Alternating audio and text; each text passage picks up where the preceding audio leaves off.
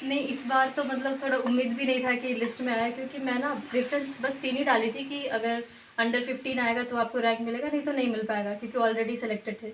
तो फिर लग नहीं रहा था कि मतलब सिंगल डिजिट में आ जाएगा, लेकिन अब आ गया तो अब तो विश्वास करना ही पड़ेगा। पिताजी क्या करते हैं? बिहार की गया की रहने वाली छात्रा अंजलि प्रभा ने बीपीएससी 68वीं की परीक्षा में 7वां रैंक हासिल किया है। 7वां रैंक लाकर अंजलि प्रभा ने अपने जिले का जहां नाम रोशन किया, वहीं बेटी की सफलता से पूरा परिवार खुश है। परिवार ने लंबी संघर्ष देखा है और आज बेटी की सफलता पर सभी खुश हैं। बता दें कि महीनों तक अपने घर से बाहर नहीं निकलकर पढ़ाई करते रहने वाली छात्रा ने आज सफलता हासिल कर दिखाया है। बीपीएससी में 7वां रैंक हासिल कर लिया है। बता दें, इस सफलता के बाद उसके परिवार में एक और जहां खुशी का माहौल है, वहीं लगातार बधाई देने वालों का तांता लगा है। वहीं मेहमान टॉप 10 में आई अंजलि को बधाई दे रहे हैं। बता दें, अंजलि प्रभा के पिता डॉक्टर ब्रह्मचारी अजय सरकारी शिक्षक हैं। मां नीलम कुमारी एमएड की डिग्री लिए हुए हैं। ये मूल रूप से अरवल जिले के दरियारपुर की रहने वाली हैं। मां ने अपनी 3 बेटियों और अपने 1 बेटे के करियर के लिए नौकरी नहीं की, जबकि वो आसानी से +2 हाई स्कूल में सरकारी शिक्षिका बन सकती थी। आज उनकी इसी मेहनत का फल उन्हें मिला है। उनकी बेटी ने अपने लक्ष्य को पूरा करते हुए टॉप 10 के अंदर 7वां रैंक हासिल कर लिया है। संघर्ष आपने किया अपनी बेटी को इतने पैदावार में पहुंचाया है। मुझे तो खुशी हो रही है। हर माँ बाप को अपने बच्चे से उम्मीद रहता है कि बच्चे अच्छा काम करते हैं तो माँ बाप को खुशी होती है और ऊपर वाला का कृपा कहेगा। आप खुद एमएड किए हुए हैं, नौकरी क्यों नहीं ली? बच्चे को पढ़ाने के लिए हम तरह से त्याग कर दिया। त्याग कर दिए। तो आप मतलब कि ऑलरेडी पढ़ाते थे बच्चे को?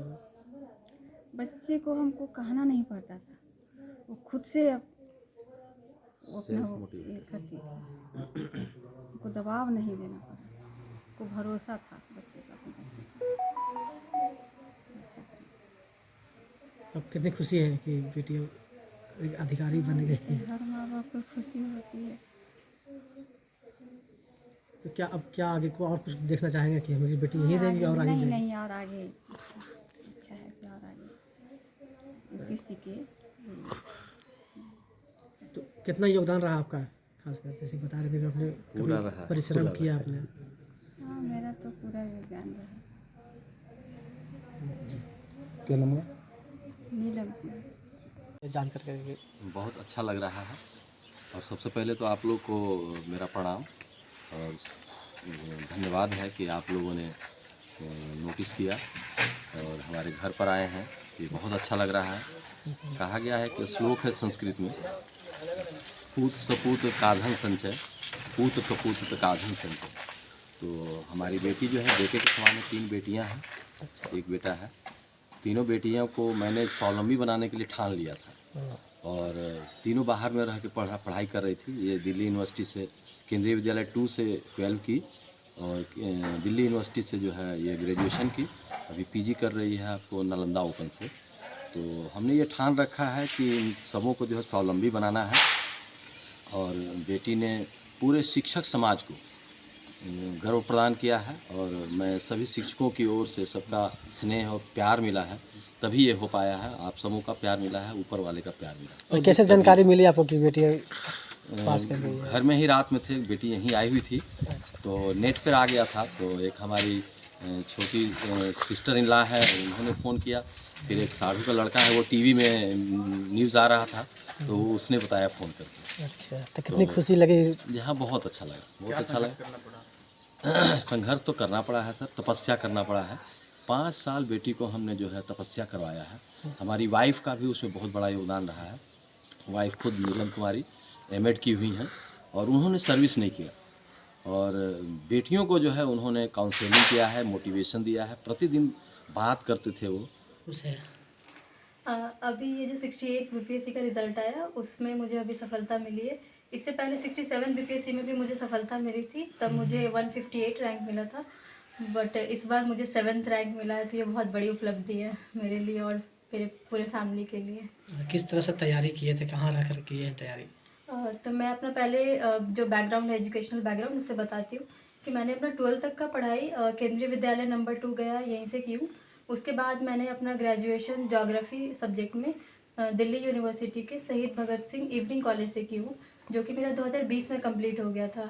उसके बाद मैं नालंदा ओपन यूनिवर्सिटी से अपना मास्टर्स कंप्लीट की हूँ, और ग्रेजुएशन के बाद कोविड के बाद मैं अपना प्रिपरेशन स्टार्ट की थी। तो उस टाइम मैं ऑनलाइन कोचिंग ली थी यूपीएससी के लिए।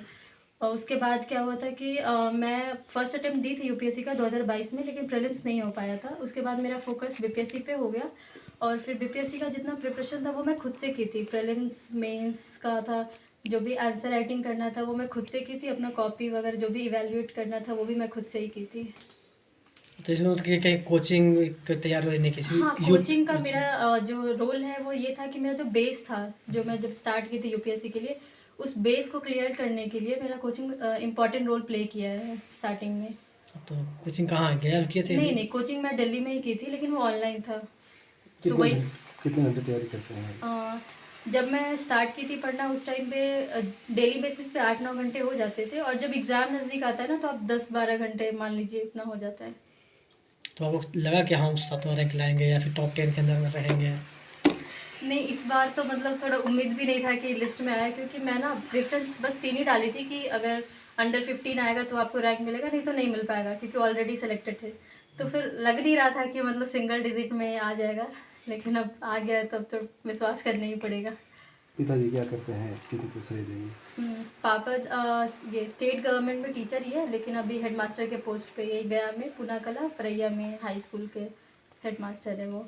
और जो श्रेय है सबसे पहले तो मैं ऊपर वाले को देना चाहूँगी, क्योंकि वो मेरे लिए एक ध्रुव तारा की तरह है। जब भी हमको लगता है कि मैं तो क्लूलेस फील करती हूँ, तो लगता है कि नहीं, वो कुछ डायरेक्शन आपको दिखाएंगे। उसके बाद मैं अपने पेरेंट्स को अपना श्रेय देना चाहूँगी, क्योंकि वो मेरे लाइफ में बहुत इंपॉर्टेंट रोल प्ले किए है। मतलब उनका हमेशा कांस्टेंट सपोर्ट रहा, और जो फेथ है, मतलब वो कब, जैसे अगर आप किसी को बाहर रखते हैं तो उनको थोड़ा डाउट भी होता है बच्चे पे कि पता नहीं होगा कि नहीं होगा, लेकिन वो हमेशा मतलब फेथ उनका था कि नहीं, कुछ ना कुछ तो कर लेगी। तो मैं उनको देना चाहूँगी। उसके अलावा मेरे कुछ सिलेक्टेड फ्रेंड्स हैं जो बहुत मतलब कह सकते हैं कि मतलब बहुत अच्छा रोल प्ले किए है। और एक मेरी फ्रेंड है, बेस्ट फ्रेंड, बचपन की फ्रेंड है, वो तो मतलब मेरे फैमिली से भी बढ़कर है मेरे लिए। वो मेरे लिए बहुत ज़्यादा मतलब शुरुआत पढ़ाई कैसे रही आपकी? शुरुआती से जो मेरा पढ़ाई वो हमेशा से अच्छा रहा है। मैं क्लास 10 में मुझे 10 से जीपीए आया था, 12th में मेरा 90.2% था, और ग्रेजुएशन में मैं अपने बैच के टॉपर थी, और अभी मास्टर्स में भी मतलब one of the highest he marks है, समझ लीजिए। तो मतलब किस स्कूल से शुरू किए थे? क्या किस स्कूल से शुरू हुआ पढ़ाई? पढ़ाई मेरा केंद्रीय विद्यालय से ही चला है। मेरा क्लास 2 से 12 तक का पढ़ाई केंद्रीय विद्यालय से ही चला है। बस ये कहाँ से दिमाग में कहाँ आया कि हम यूपीएससी करेंगे? कब से आया समझ में? हाँ, ये जो क्वेश्चन था कि आगे क्या करना है, ये चीज़ बहुत पहले मतलब मेरे दिमाग में आ चुका था, जब मैं क्लास 4 या 5 में थी। और ये इंस्पिरेशन न्यूज़पेपर से आया था, क्योंकि मैं ना उस टाइम भी न्यूज़पेपर देखा करती थी, मतलब एटलीस्ट हेडलाइन तो देख लेती थी घर पे, मतलब स्कूल के आने के बाद। तो जब देखती थी तो लगता था कि पता नहीं सोसाइटी में ये हो रहा है, वो हो रहा है, और बस उस टाइम बस इतना पता था कि अगर आप यूपीएससी करते हैं और डीएम बन जाते हैं तो आपके पास बहुत पावर होगा। तो वो चीज़ ना दिमाग में बैठ गया था, और तब से मतलब मैं डिसाइड कर ली थी कि बस इसी में आगे जाना है, और उसी हिसाब से अपना सारा कुछ प्लान की कि मतलब 10th के बाद पीसीएम लूँगी, उसके बाद फिर ह्यूमैनिटी से अपना ग्रेजुएशन करूँगी, उसके बाद प्रिपरेशन करूँगी, और उसी हिसाब से सब कुछ अपना मैं योजना बनाई, और आज सफल हुई। जो पोस्ट मिला सो खुश है या फिर और आगे बढ़ना चाह रहे हैं? हाँ, जो अभी मिला है उससे मैं खुश हूँ, लेकिन मेरा मतलब जो वो प्रयास है वो और आगे बढ़ने का जारी रहेगा। जितना भी मौका मिलेगा मैं कोशिश करूँगी कि मैं इससे ऊपर जाऊँ। क्या कुछ बनना चाहेंगे आप? ये एम रहेगा आपको कि हम इस लक्ष्य पर हम जाएंगे? सबका तो सबसे यही रहता है लक्ष्य कि आप एक बार यूपीएससी में अच्छा रैंक लाकर आईएएस बन जाए, तो मेरा भी वही रहेगा। टाइमिंग कैसे निकालते थे 12 घंटा पढ़ने के लिए? हाँ, जब मेरा कॉलेज चल रहा था उस टाइम पे तो मैं नहीं पढ़ पाती थी, लेकिन जब कॉलेज ख़त्म हो गया था तो मैं ओपन से मास्टर्स कर रही थी, तो मेरे पास टाइम था, तो उसी में मैं मैनेज कर लेती थी जो भी रात थोड़ा। में भी पढ़ते थे? हाँ, मतलब रात में उतना लेट नहीं, मेरा ये था कि आप पूरा दिन यूटिलाइज कर लो, और रात में 12-1 बजे तक सो जाओ। ठीक। माँ क्या करते हैं? मम्मी हाउसवाइफ है।